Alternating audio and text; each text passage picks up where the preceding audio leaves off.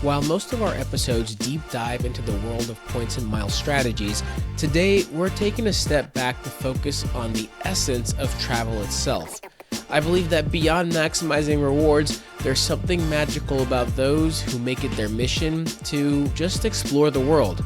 In this episode, we're joined by Wanzelani and Jacob, a couple that embodies this spirit. They've been all over, from the breathtaking peaks of Machu Picchu to the vibrant beaches of Cuba, all while balancing full-time jobs, raising a family, and creating great content as well. So whether you're a seasoned points enthusiast or someone who simply loves hearing about epic travel adventures, this one's for you.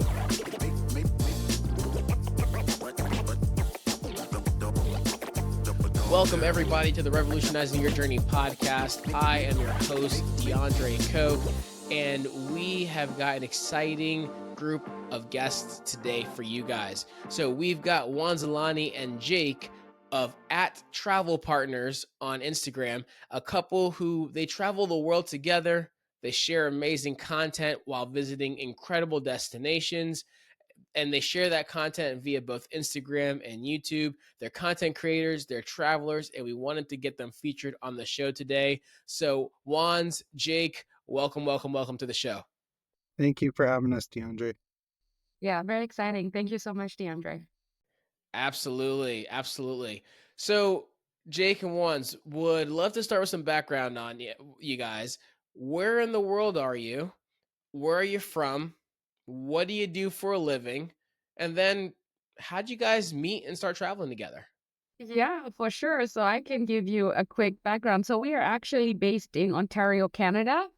For most people that is who are familiar with sort of the geography of Canada, we actually are just very close to Toronto. So that would be the main sort of airport that we travel out of.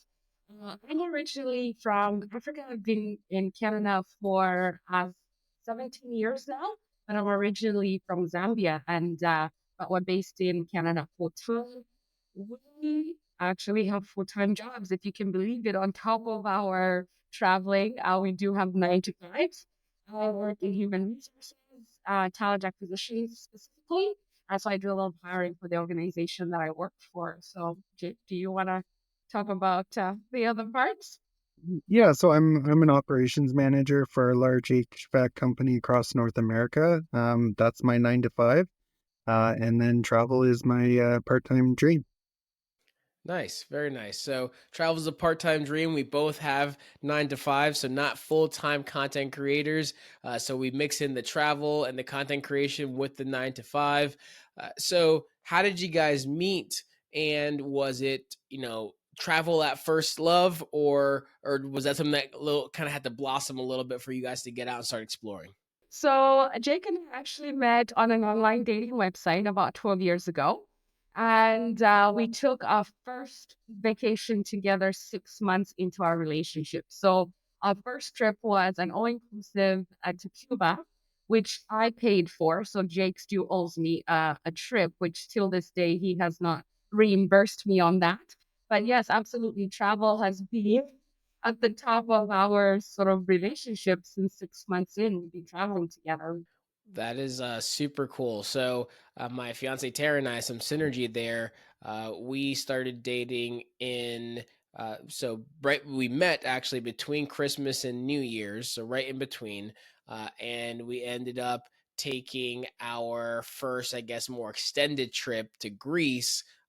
Basically, the end of May that following year.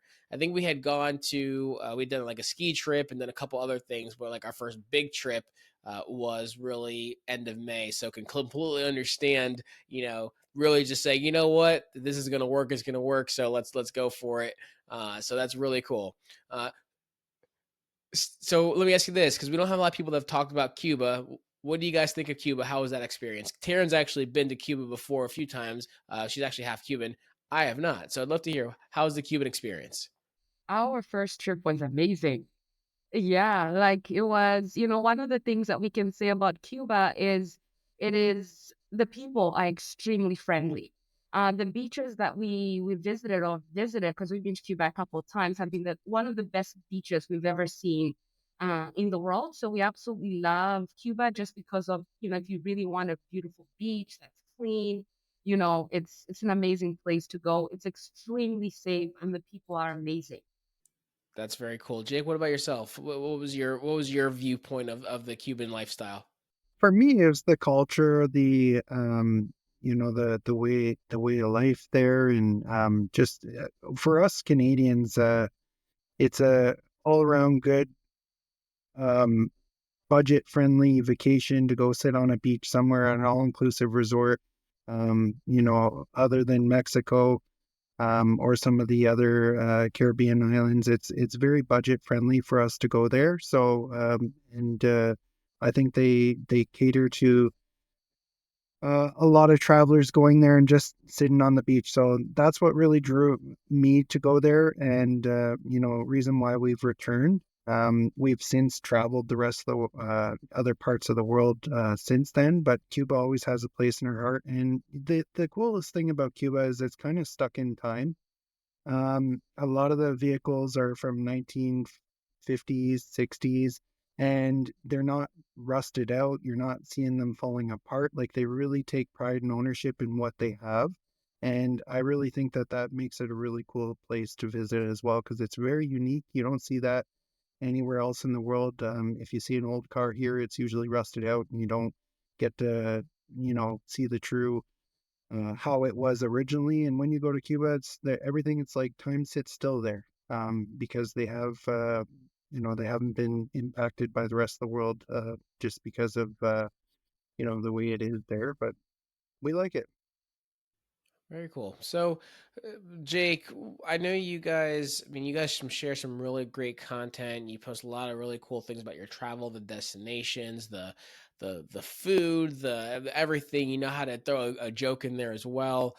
What was that transition for you that said, you know what, we love to travel, let's go ahead and share this and grow, and you guys have expanded to having a really great following. So was there a catalyst at some point that made you say, you know what, let's get more into content creation because we just love doing it and we love going these great places?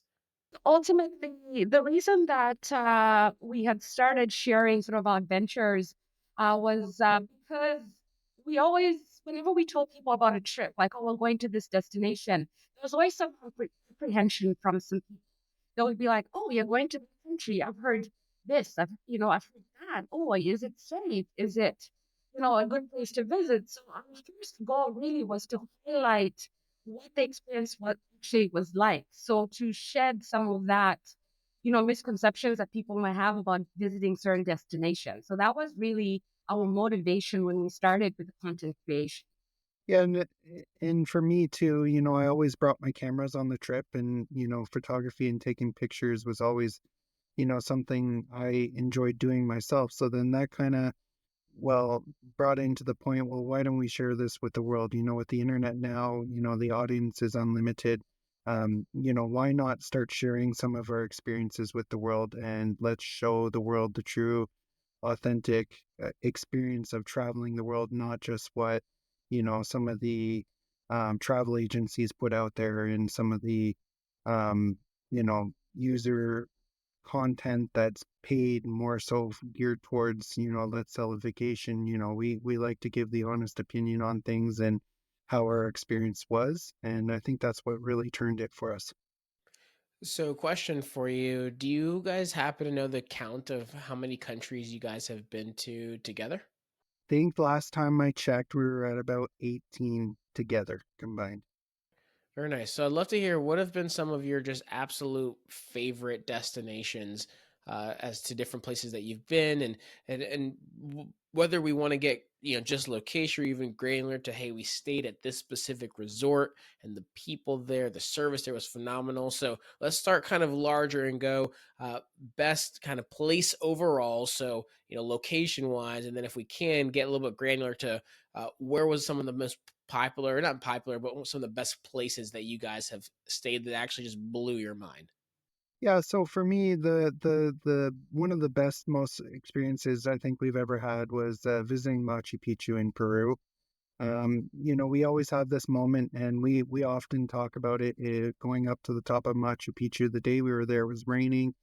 It was very cloudy. You're up in the clouds. You can't, and you really couldn't see anything. It was just all clouds around us. And then after about 20 minutes of being at the top of Machu Picchu, the clouds started to kind of dissipate. And then all of a sudden you could see this absolute gorgeous view of all the history and the landscape and the mountains in the background. And it was just one of those times where we looked at each other and we kind of had that wow factor that you see on Instagram, where people are just, the jaws are dropping and they can't believe what they're seeing. And that was really the first time that we had one of those experiences.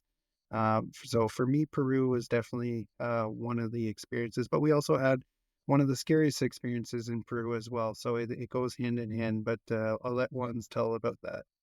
Yeah, DeAndre, I would absolutely agree with Jake. Machu Picchu still holds a very special place in our heart.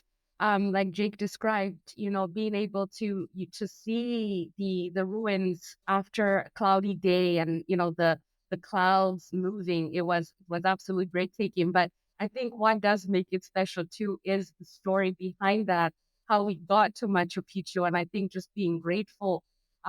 We had to take this overnight bus ride because it's the town that we were visiting is called Aguas Calientes. That's the closest town to Machu Picchu.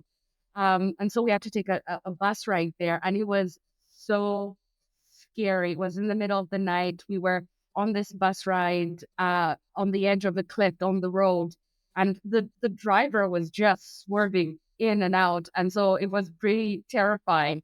When we got to our destination, there was a lot of relief. And of course, at the end of the trip, being able to see the ruins was just magical. I have to echo what Jake said. Machu Picchu, that was the highlight. I'd love to hear from now a staying standpoint. What have been some of the hotels, resorts that you guys have stayed at that really just knocked your socks off? Yeah, I think for me, DeAndre, I think this both resonates with both of us. We stayed at Sandals. We love Sandals Resorts. We stayed at the Grenada one for our honeymoon, and we were absolutely blown away by the service, the details, the actual resort itself was pretty small and humbled, and just down to earth. We had a fantastic time at this resort, and we would highly recommend it to everyone. That's for me, that sticks out in my head. We've been to other Sandals resorts as well, but that one by far, the Grenada one, is our favorite. Ones, any other stays that you have had in maybe more so like I know you guys have been to Dubai. I think you've been maybe to Italy, different places that you guys really enjoyed where what was a highlight for you? Yeah, so that's very funny, DeAndre, that you mentioned Dubai, because one of the places that really stands out for me was a day that we spent at a beach resort in Dubai called Twiggy by Canteen. It's actually part of Park Hyatt. It was the best day we have spent in a very long time. The service was amazing. They were so attentive to our needs, everything we wanted. We couldn't even pour our own drinks. They would just come as soon as they saw drinks were empty. They would come by, fill out drinks. The food was amazing. The views of the Burj Khalifa were stunning, and we got to spend the whole day there, watch the sunset, and that's definitely a top highlight of places we have visited and stayed. So I love that, and we're going to do is we're going to actually link to that location in the show notes because I've seen it. That place looks amazing, and I know that typically our podcast we talk a lot about points and miles and travel with that, but also I love having those like yourself that love to travel to be able to share your stories, and we can combine both of those because that is a place that we could transfer, or those that listen that are in the points and miles space, we could transfer our points from Chase directly to Hyatt to book that location. Now, I'm not sure what the Hyatt category is on that, but that's exciting to know that one of your best favorite places that you stayed at, which is in Dubai, top service. I believe it's on the water. It looks like a beautiful, beautiful property. Is one that you can very easily attain through some points on the chase side of things. So, very cool there. So, we've got the sandals in Grenada. We've got Twiggy in Dubai. Question for you, Jacob. Since you said that you've been to a few sandals properties, out of curiosity, have you ever stayed at a secrets property? Funny enough, no, we haven't. We have not booked a secrets yet, but it's on our bucket list. Very cool. The reason why I asked that is Taryn and I, we are huge fan of secrets, but we were also talking about what's the difference, what's the difference between secrets and sandals. We've heard great things about sandals. We stayed a lot of secrets. And so I said, oh man, maybe this would be an opportunity to get the viewpoint of someone that's seen both. I know they're both top end adults only brands, all inclusives, typically in the Caribbean. So both come very highly recommended. Heard some really great things about sandals, but love that you had a great experience in the one in Grenada. And we'll look into that one as well, because I think that could be a really unique destination that a lot of people have not gone. So let me ask you guys this. When it comes to planning out your trips, how does that work? Do you guys just pick a destination? Is one of you more the flight and hotel planner and the other is the itinerary planner? How do you guys do this? I am the planner. Jake is the social media manager, and I am the travel manager. But ultimately, to answer, make the answer short, don't randomly pick vacations. We actually do have a bucket list of countries that we want to visit, and places that we want to see. So we always start off by that list. We kind of look and see where would our next destination be, but it also needs to make sense with for us that year or 2 years out, what that looks like. But ultimately, we do have a list of places we want to visit. And there's different factors that make us pick one spot that given time. So I saw on your Instagram that one of your reels, and I'm assuming this is now the answer to the question I just asked, which the reel was you one sitting in business class, and I guess you had regulated Jake to economy, and the reel was like when your wife books business class and looks at you like she doesn't even know you when you walk by and go to economy. So I guess this must be why. So one's you're the one booking the trip, so you're like I'm the one booking it. So I guess the seats we end up with is just what happens. That's what it seems like. Hey, it's DeAndre here, and we're going to interrupt this episode real quick to tell you about two great opportunities for all of you. First, join our private Facebook community to connect with fellow Points and Miles enthusiasts, get exclusive tips and updates, as well as get your questions answered directly by me and others in the community. And if you're looking to level up your Points and Miles skills, we've partnered with Lux Travel Hacks to offer you 50% off their online course that will teach you all the basics you need to know to learn how to travel in business or first class, all for less than you'd pay for economy. Don't forget to use the code BOLDLYGO at checkout.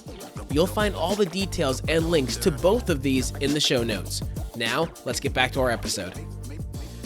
So how far do you guys typically plan out your vacations, right? Is this something that you're booking out a year in advance? Are you more so, hey, let's go next month? What's your typical time frame when it comes to planning out a trip? Yeah, that's a very good question, DeAndre. And the answer is that it depends on the type of trip. So we just recently came back from Italy. That was a dream trip for us, and it was also an anniversary trip. We've been planning that since pre-COVID, if you can believe it. And because we know it's going to cost us a little bit of money, we want to save and we want to make it special. So that we would, book in advance, usually 3 to 5 years out, allowing us the opportunity to save points. For example, if we want to go that route, or just budget accordingly for that trip. We like to take, because of our 9 to 5s, we're extremely busy. We do like to take, beach vacations and things like that. That usually 6 months out to a year. So you just mentioned ones that you might have some like kind of strategize around the points side of things to use your points for travel that might be a little farther out from a planning standpoint. Do you find so when you're using your points, do you typically try to focus more so on airlines or is it more so hotels or it just really depends on where you can get the best deal? How do you typically find that you do like to use your points? Yeah, it's that's a good question. So we actually collect points two ways. We collect points, let's say, with our favorite hotel brand. Just because of work, we travel quite a bit, so we accumulate points through that way to cover hotels. But when it comes to flights, because we do like to fly business class, get those upgrades, then we use our credit card points for those type of trips. So it is a twofold strategy, if that makes sense. Collecting points through our preferred hotel brand, and then of course through credit cards for air miles. Oh, very nice. And so I know when we were talking offline that you mentioned that you guys do have children. With a lot of these travels that you take, are these kind of primarily just you two? Do you figure out a way to get the whole family involved? Is it a complete blend? How does that typically work for you guys and with your travel schedule? Because obviously, some of these destinations, the more the more beds you're adding, the more complex it gets to plan it. Yeah, I mean, of course we like to plan trips with our kids. We're finding as they're getting older, it's getting a little bit more complicated and costly. So recently we've found them kind of mixed, leaving them at home and maybe one vacation a year with the kids. We brought them to Africa in January of this year. That was the last time we traveled with the kids, but it is getting costly because they're teenagers, so we're paying adult fare now for two of them. So it's not the kids are not free anymore. So but Wands and I, we like to travel by ourselves. I mean, it's something we enjoy. We honestly have a better experience all around when we're not chasing kids all over the place, making sure they're not misbehaving, making sure they're not touching things they're not supposed to be doing. And then was just Wanzelani and I mean, you see on our social medias, we're very fun people and we have a lot of fun together. No, I love that. That's absolutely great. So, what advice would you give to those that say, "Man, I would love to go see the world. I want to get out there. I don't know where to start. It seems a little daunting to me." What would you say for someone that just really wants to get out of maybe their comfort zone? Maybe they haven't left the country before, right? Which is probably, I'm not sure about in Canada, but there's a lot in the US that have never owned a passport, right? What would you say for those that just want to go out and see the world, but maybe a little bit intimidated, may not have a travel partner, like you guys, right? That and want to get out there. Yeah, I think the most important part is just to start, DeAndre. They just have to book their first vacation, whether it be a beach resort or just a solo trip, across the border to Canada or you just have to start. And this is a good question because this is how I got started. And, I wasn't really much of a traveler when I was younger until I met Wands. And when we took that first trip to Cuba together, we had such an awesome time that we wanted to keep replicating it and almost became like um, it becomes, some people get addicted to certain things. Once you start traveling, you get an itch to see, what can I see here? What can I see here? And then, you want to tell people more and more people about it. And, anyone that has not ever traveled before, my advice to them is always, you just have to start. You have to just book, even if it's a cheap beach vacation, you're still getting out of the country. Once you start to see other cultures, other societies, other destinations, you're going to start to realize that I understand why people travel. Perfect. And Wands, what would you say? Yes, I would echo a little bit of what Jake said, but I think too, what I would like to say is a lot of people see traveling as a once in a lifetime, opportunity. I want to go to Italy one day. I want to visit Africa on a safari one day.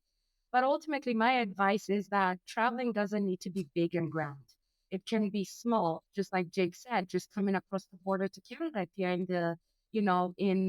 the US or vice versa, Canada to the US. It could be a 3-day trip to Mexico. It doesn't need to be one big once in a lifetime trip. Is that you can start small and you can start close to home.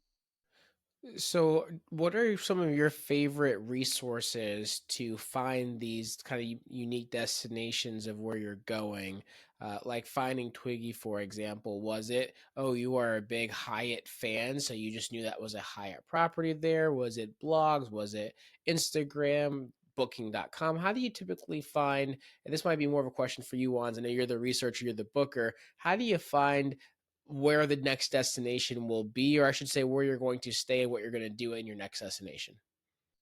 Yeah, no, that's a great question, DeAndre. And I think you did touch on some of the key things about where we would look in order to get inspiration. You would say social media is a big, platform, hence why we share our travels to show people the different things that you can do in different destinations. Absolutely.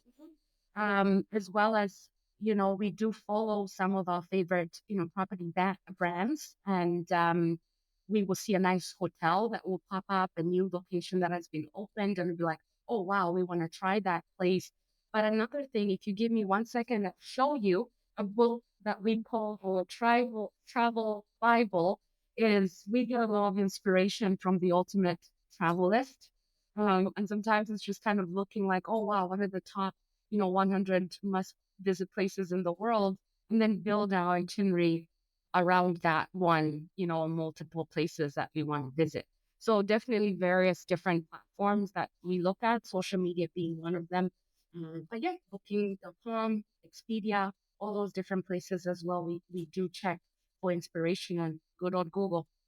That's really cool. So for the listeners that aren't watching this on YouTube, she literally held up this giant book to the camera. Is it the ultimate travel list? I think it was called. Yes, by Lonely Planet. Perfect. Now, is that something that is like an edition that comes out multiple every year, or is that just a hey, this is the book, or in your case, the Bible on travel, and it just kind of is what it is, or do they reproduce that multiple years? I've never heard of this book, so I'm super fascinated by it. I'm going to look into it myself. So the edition that we have is the second edition. It's not something that is a yearly sort of book that is published, but every, 5 to 10 years, they'll publish a new one just because, Machu Picchu, for example, is standard. Like that's not going to be, so they're not changing it very often. Yes, they do update it, and the current edition is this. So let me ask you guys: are you guys in the carry-on or only crew, or check bag, be comfortable, not have to worry about the packing light? We like to overpack. So yeah, we pack way too much. But we like to be prepared for every situation. But I think it's like everyone when they get home from their vacation, the suitcase is sitting in the corner of the room, and you're like, "Why did I bring all that? Because I didn't use it." But I would rather be over prepared than under prepared. I can resonate with that sentiment. I was very similar in that same camp. I have forced myself to become the carry only traveler. It is not easy, but it does have its rewardingness from the standpoint of being lighter for travel's sake. But I can definitely understand that, especially when it comes to social media content, right? You got camera equipment, you got all the things, and that just makes the packing challenge just even so much more. So I can completely get that. To that point, I have over the last 3 or 4 trips cut back on the camera gear that we carry. We've really picked quality over quantity when it comes to cameras, and we are being more selective on what we are actually bringing with us so that we can be smarter and not be carrying around heavy equipment with us everywhere we go. And so far it's paying off. We're using very select cameras and we're getting really high quality content out of it, so it's paying off. Awesome. Guys, before we start to wrap up here, any unique or really interesting travel stories that you guys want to share from any of your destinations that just really, not just the destination itself took you away, but just a really fun, great travel story that is why we get out and do what we do and travel so much? I mean, for me, DeAndre, Zambia, where Wanzelani's from, I've been there 3, 4 times now. And me as a Canadian, if I was to tell another Canadian or American, hey, I'm going to Africa, they'll be like, that's a trip of a lifetime. But when I actually go there and I see, the culture and everything that it has to offer, I look at it and I'm like, this is actually really a place I could live and not just be a trip. The everything there is just on another level. It's more very simple, down to earth. They have all the same necessities we have, maybe sometimes a little bit more in unlimited capacity. But for the most part, Zambia and that area of Africa, Central Africa, is definitely something that as a Canadian, I can resonate. It's really not just a bucket list. It's let's go there for 6 months of the year. A lot of Canadians, they go to Florida for the winter. We call them the winter getaway people. My generation and Wanza's generation, we're going to be changing that. We're going to be going to Africa for 6 months a year, and then we'll come back to Canada for the summer. Very cool. What about you, Want? I think for mine, it's pretty short and sweet, DeAndre, is ultimately what has made or broken like a trip for us is the people. And this world is full of amazing people. Every country that we have ever visited, people have been extremely welcoming, helpful. They're proud of their countries, their food, their culture, and they want to share that with the world. And that's what makes you know, the trip is when, people are willing to share their stories and their cultures and their lives. And, for me, that is what makes it. And we have visited so many places where, we've lived with a local family, shown us around, who showed us the way they live day to day, and those were the best you know, versus just staying in the tourist areas and just focused on just the tourist stuff. Just being a local has really shown us a different perspective of those cultures and countries. Awesome. So where's next for you guys? What's the next travel destinations? What's on the bucket list? What are you excited about that's coming up here? We have been doing a lot of international travel and we want to continue exploring that and continue traveling the world.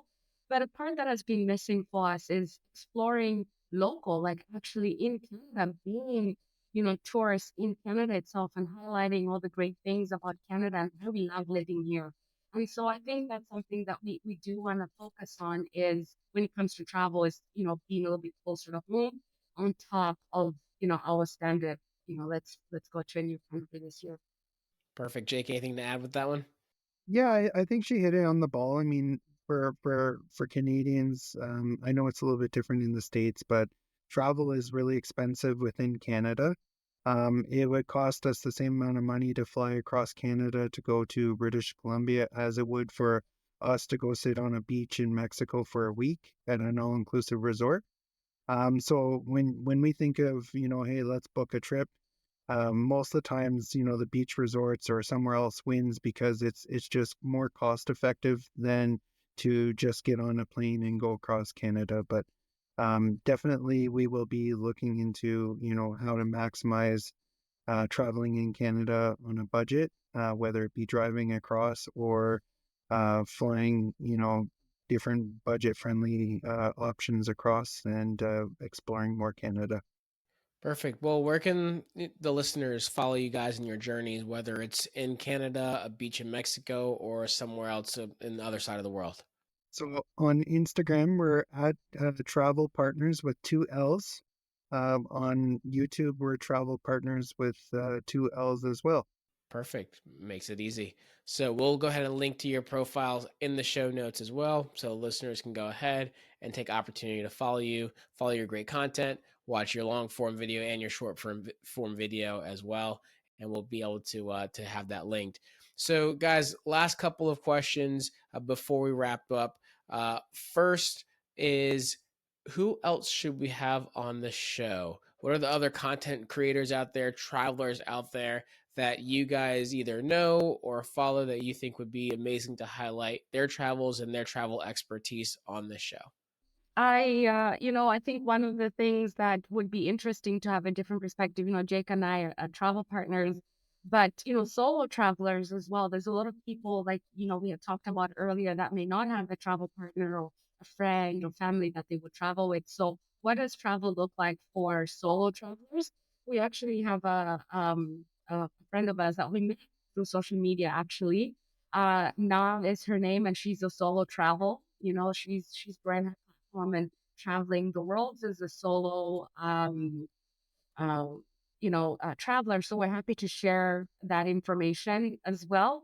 Another thing that I would like to sort of emphasize as well, DeAndre, is we talk a lot about the traveler experience, and I think it would be interesting to get it from a perspective of, most smaller like hotel companies, tour companies, and kind of what their perspective is on the travel market. I think that would be a really cool concept.